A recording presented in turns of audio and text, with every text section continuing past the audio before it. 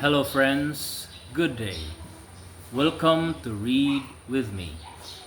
Today we're going to continue reading DILEXI, an Apostolic Exhortation of the Holy Father, Pope Leo XIV, to all Christians on love for the poor. We are now on chapter 4.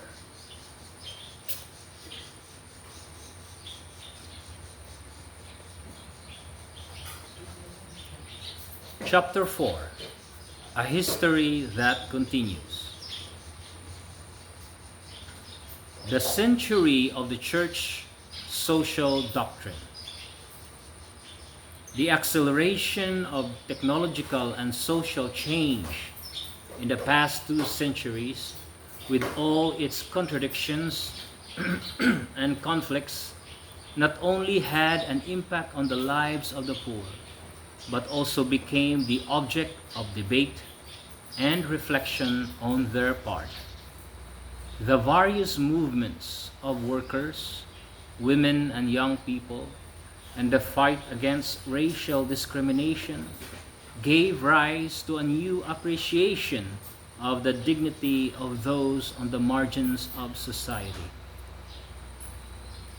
The church social doctrine also emerged from these matrix. Its analysis of Christian revelation in the context of modern social, labor, economic, and cultural issues would not have been possible without the contribution of the laity, men and women alike, who grappled with the great issues of their time.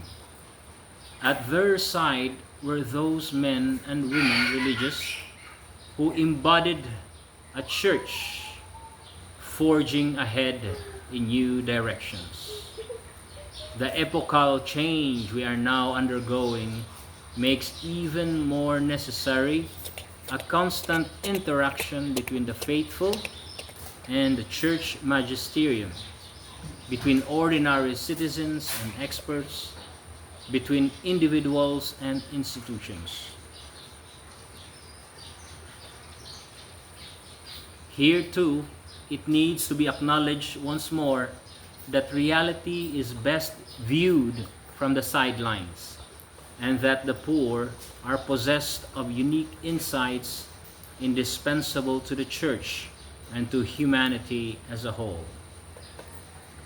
The church magisterium in the past 150 years is a veritable treasury of significant teachings concerning the poor. The bishops of Rome have given voice to new insights, refined through a process of ecclesial discernment. By way of example, in his encyclical letter Rerum Novarum, Leo XIII addressed the labor question, pointing to the intolerable living conditions of many industrial workers, and arguing for the establishment of a just social order. Other popes also spoke on this theme. St. John the 23rd, in his encyclical Mater et Magistra 1961, called for justice on a global scale. Rich countries could no longer remain indifferent to countless suffering from hunger and extreme poverty. Instead, they were called upon to assist them generously with all their goods. The Second Vatican Council represented a milestone in the Church understanding of the poor in God's saving plan. Although this theme remained marginal in the preparatory documents, St. John the 23rd, in his radio message of 11 September 1962, a month before the opening of the council, called attention to the issue. In his memorable words, "The Church presents herself as she is and as she wishes to be, the Church of all, and in particular, the Church of the poor. The intense efforts of bishops, theologians, and experts concerned with the renewal of the Church, with the support of St. John XXIII himself, gave the Council a new direction. The centrality of Christ in these considerations, both on a doctrinal and social level, would prove fundamental. Many Council Fathers supported this approach, as eloquently expressed by Cardinal Lercaro in his intervention of 6 December 1962. The mystery of Christ in the Church has always been, and today is, in a particular way, the mystery of Christ in the poor.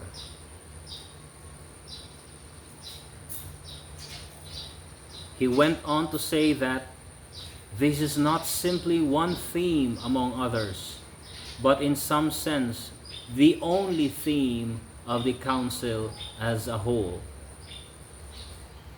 The Archbishop of Bologna, in preparing the text for this intervention, noted the following: "This is the hour of the poor, of the millions of the poor throughout the world. This is the hour of the mystery of the Church as mother of the poor. This is the hour of the mystery of Christ, present especially in the poor." There was a growing sense of the need for a new image of church, one simpler and more sober, embracing the entire people of God and its presence in history. A church more closely resembling her Lord than worldly powers, and working to foster a concrete commitment on the part of all humanity to solving the immense problem of poverty in the world. At the opening of the second session of the Council, St. Paul VI took up this concern voiced by his predecessor, namely that the Church looks with particular attention to the poor, the needy, the afflicted, the hungry, the suffering, the imprisoned. That is, she looks to all humanity that suffers and weeps. She is part of them by evangelical right. In his general audience of 11 November 1964, he pointed out that the poor are representatives of Christ, and compared the image of the Lord in the poor to that seen in the Pope. He affirmed this truth with these words: "The representation of Christ in the poor is universal. Every poor person reflects Christ. That of the Pope is personal." The poor man and Peter can be one in the same person, clothed in a double representation, that of poverty and that of authority. In this way, the intrinsic link between the Church and the poor was expressed symbolically and with unprecedented clarity.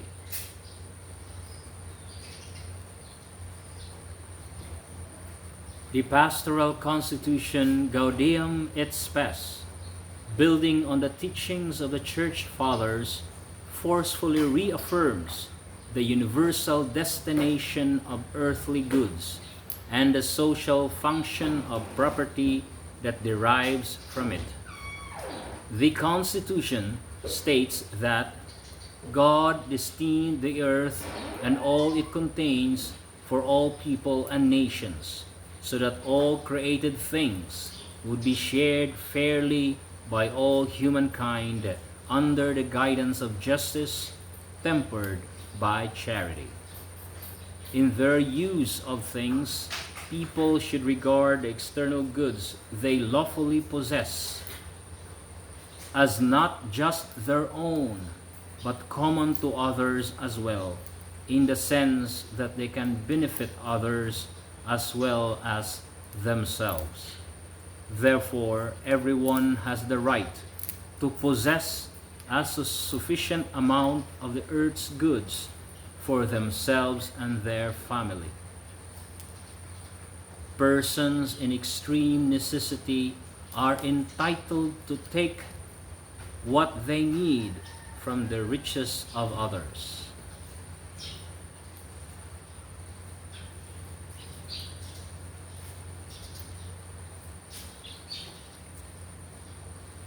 By its nature, private property has a social dimension that is based on the law of the common destination of earthly goods. Whenever the social aspect is forgotten, ownership can often become the object of greed and a source of serious disorder. This conviction was reiterated by Saint Paul VI.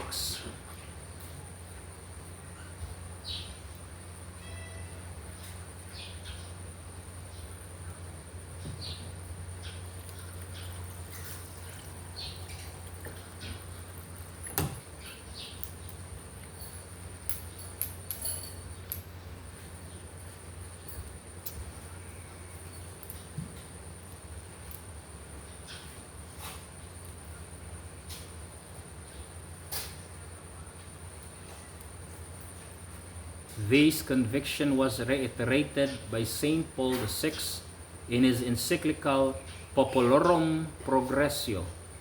There we read that no one can feel authorized to appropriate surplus goods solely for his or her own private use when others lack the bare necessities of life.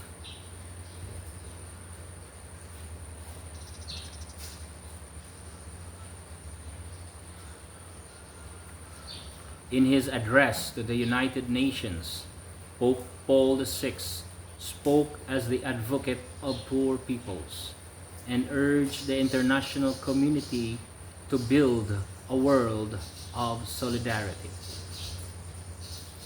With St. John Paul II, the Church's preferential relationship with the poor was consolidated, particularly from a doctrinal standpoint. His teaching saw in the option for the poor a special form of primacy in the exercise of Christian charity, to which the whole tradition of the Church bears witness. In his encyclical Solicitudo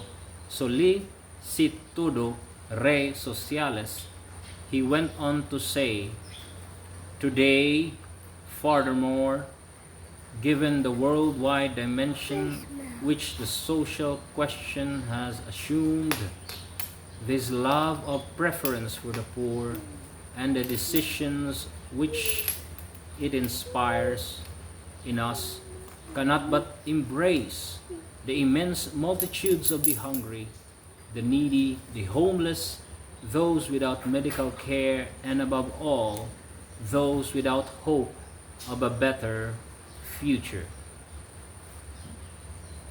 It is imperative not to take account of the existence of these realities. It is impossible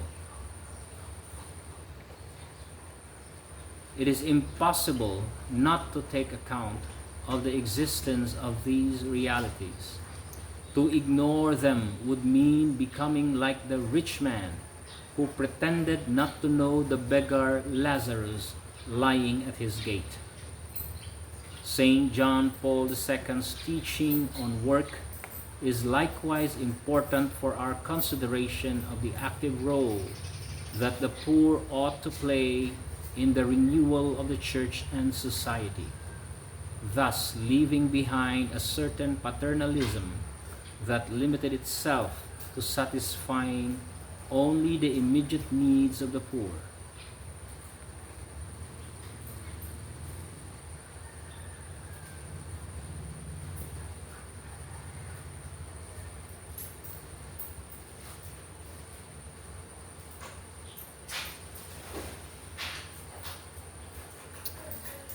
In his encyclical Laborem Exercens, he forthrightly stated that human work is a key, probably the essential key to the whole social question.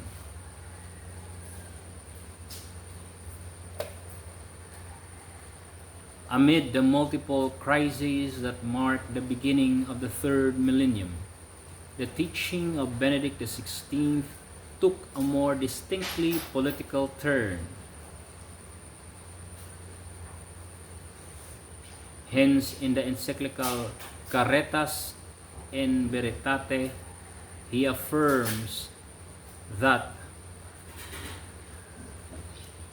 the more we strive to secure a common good corresponding to the real needs of our neighbors, the more effectively we love them.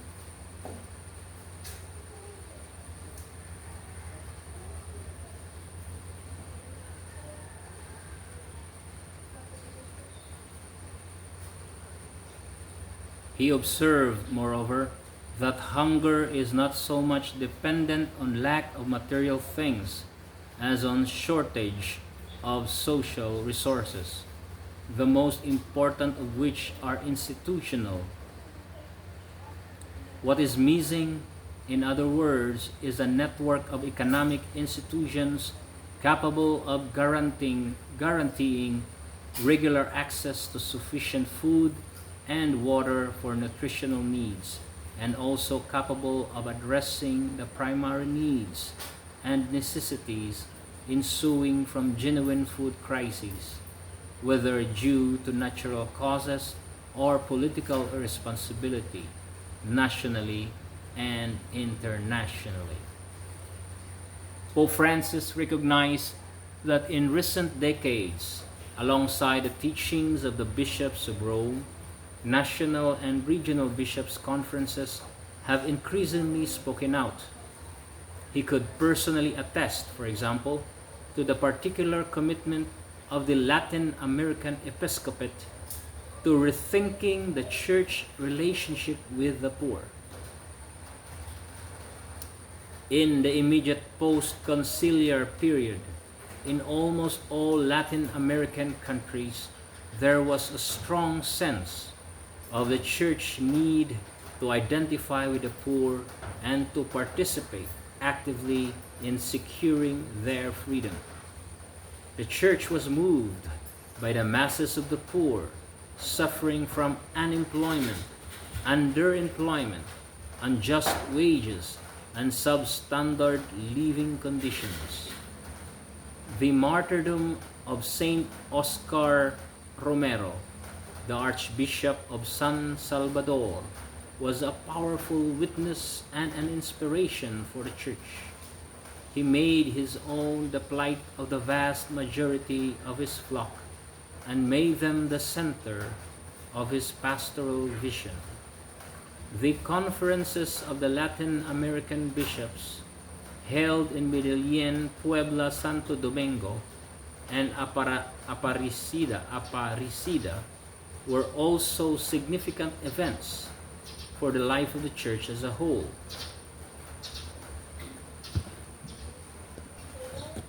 For my part, having served as a missionary in Peru for many years, I am greatly indebted to this process of ecclesial discernment, which Pope Francis wisely linked to that of other particular churches, especially those in the global south.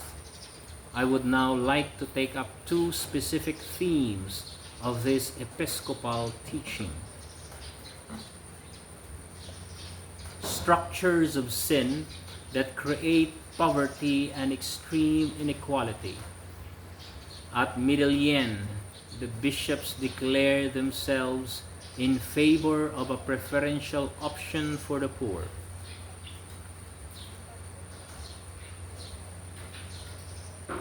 Christ our Savior not only loved the poor, but being rich, he became poor. He lived a life of poverty, focused his mission on preaching their liberation, and founded his church, as a sign of this poverty in our midst. The poverty endured by so many of our brothers and sisters cries out for justice, solidarity, witness, commitment, and efforts directed to ending it, so that the saving mission entrusted by Christ may be fully accomplished. The bishop stated forcefully that the church, to be fully faithful to her vocation, must not only share the condition of the poor, but also stand at their side and work actively for their integral development. Faced with a situation of worsening poverty in Latin America, the Puebla Conference confirmed the Medellin decision in favor of a frank and prophetic option for the poor, and described structures of injustice as a social sin. Charity has the power to change reality. It is a genuine force for change in history. It is the source that must inspire and guide every effort to resolve the structural causes of poverty, and to do so with urgency. It is my hope that we will see more and more politicians capable of sincere and effective dialogue aimed at healing the deepest roots and not simply the appearances of the evils in our world. For it is a matter of hearing the cry of entire peoples, the poorest peoples of the earth. We must continue then to denounce the dictatorship of an economy that kills, and to recognize that while the earnings of a minority are growing exponentially, so too is the gap separating the majority from the prosperity enjoyed by those happy few. This imbalance is the result of ideologies that defend the absolute autonomy of the marketplace and financial speculation. Consequently, they reject the right of states, charged with vigilance for the common good, to exercise any form of control. A new tyranny is being born, invisible and often virtual, which unilaterally and relentlessly imposes its own laws and rules. There is no shortage of theories attempting to justify the present state of affairs, or to explain that economic thinking requires us to wait for invisible market forces to resolve everything. Nevertheless, the dignity of every human person must be respected today, not tomorrow, and the extreme poverty of all those to whom this dignity is denied should constantly weigh upon our consciences. In his encyclical DILEXI, Pope Francis reminded us that social sin consolidates a structure of sin within society and is frequently part of a dominant mindset that considers normal or reasonable what is merely selfishness and indifference. These then gives rise to social alienation.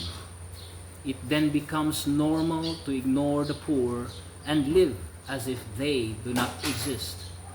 It then likewise seems reasonable to organize the economy in such a way that sacrifices are demanded of the masses in order to serve the needs of the powerful.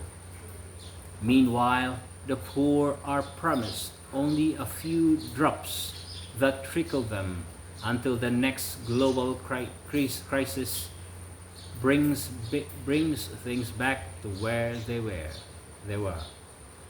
A genuine form of alienation is present when we limit ourselves to theoretical excuses instead of seeking to resolve the concrete problems of those who suffer.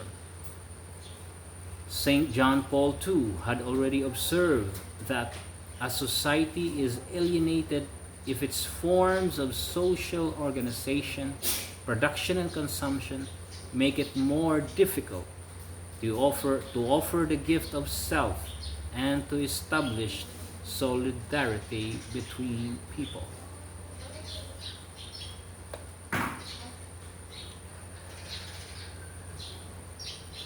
We need to be increasingly committed to solving the structural causes of poverty. This is a pressing need that cannot be delayed, not only for the pragmatic reason of its urgency for the good order of society, but because society needs to be cured of a sickness which is weakening and frustrating it, and which can only lead to new crises. Welfare projects which meet certain urgent needs should be considered merely provisional responses. I can only state once more that inequality is the root of social ills. Indeed, it frequently becomes clear that in practice, human rights are not equal at all. As it is, the current model, with its emphasis on success and self-reliance, does not appear to favor an investment in efforts to help the slow, the weak, or the less talented to find opportunities in life. The same questions keep coming back to us. Does this mean that the less gifted are not human beings, or that the weak do not have the same dignity as ourselves? Are those born with fewer opportunities of lesser value as human beings? Should they limit themselves merely to surviving? The worth of our societies and our own future depends on the answers we give to these questions. Either we regain our moral and spiritual dignity, or we fall into a cesspool. Unless we stop and take this matter seriously, we will continue openly or surreptitiously to legitimize the present model of distribution, where a minority believes that it has the right to consume in a way which can never be universalized, since the planet could not even contain the waste products of such consumption.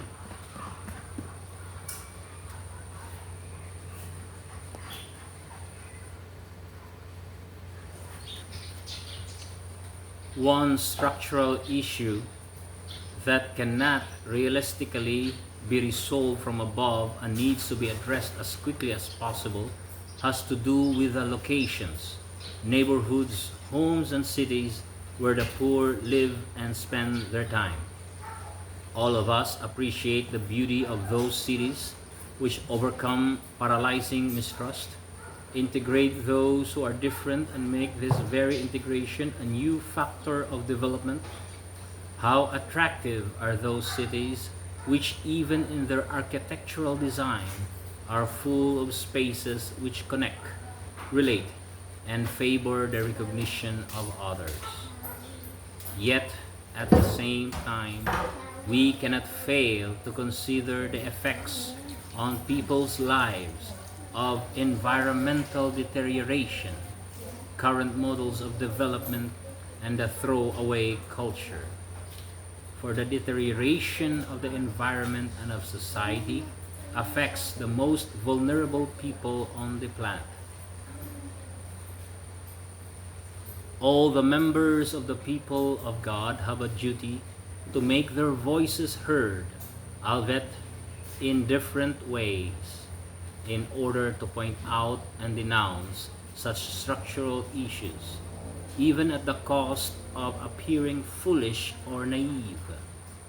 Unjust structures need to be recognized and eradicated by the force of good, by changing mindsets, but also with the help of science and technology, by developing effective policies for social change.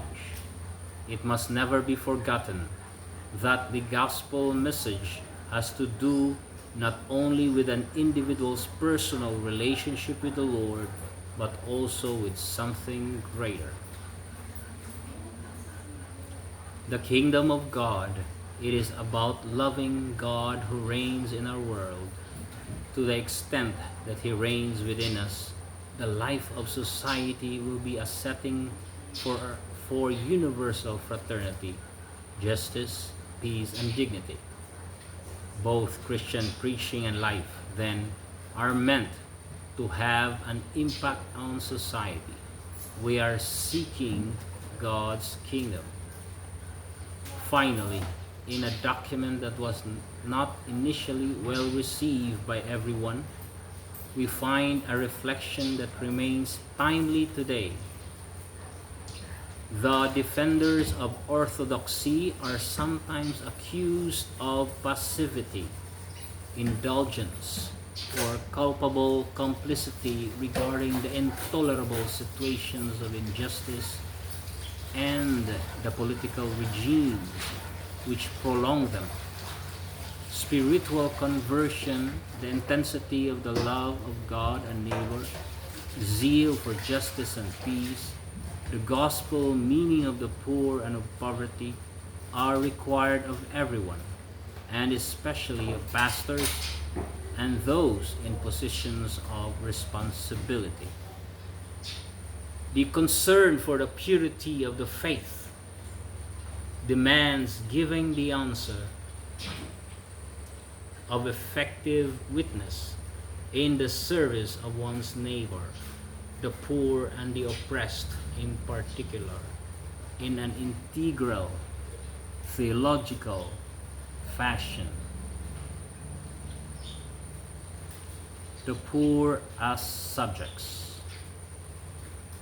The life of the Universal Church was enriched by the discernment of the Aparecida Conference, in which the Latin American bishops made clear that the Church preferential option for the poor is implicit in the Christological faith in the God who became poor for us, so as to enrich us with His poverty. The Aparecida document situates the Church mission in the present context of a globalized world marked by new and dramatic imbalances.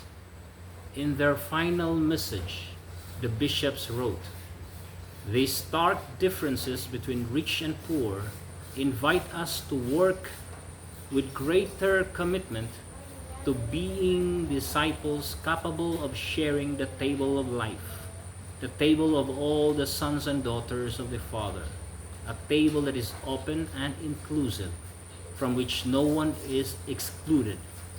We therefore reaffirm our preferential and evangelical option for the poor." At the same time, the document, taking up a theme treated in earlier conferences of the Latin American Episcopate, insists on the need to consider marginalized communities as subjects capable of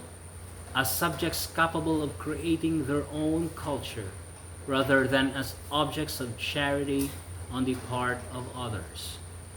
This means that such communities have the right to embrace the gospel and to celebrate and communicate their faith in accord with the values present within their own cultures. Their experience of poverty gives them the ability to recognize aspects of reality that others cannot see. For this reason, society needs to listen to them. The same holds true for the church. which should regard positively their popular practice of the faith. A fine passage from the Aparecida document can help us reflect on this point and our proper response. Only the closeness that makes us friends enables us to appreciate deeply the values of the poor today, their legitimate desires, and their own manner of living the faith. Day by day, the poor become agents of evangelization and of comprehensive human promotion. They educate their children in the faith, engage in ongoing solidarity among relatives and neighbors, constantly seek God, and give life to the church pilgrimage. In the light of the gospel, we recognize their immense dignity and their sacred worth in the eyes of Christ, who was poor like them and excluded among them. Based on this experience of faith, we will share with them the defense of their rights. All these entails one aspect of the option for the poor that we must constantly keep in mind, namely, that it demands of us an attitude of attentiveness to others. This loving attentiveness is the beginning of a true concern for their person, which inspires me effectively to seek their good. This entails appreciating the poor in their goodness, in their experience of life, in their culture, and in their ways of living the faith. True love is always contemplative and permits us to serve the other not out of necessity or vanity, but rather because he or she is beautiful above and beyond mere appearances.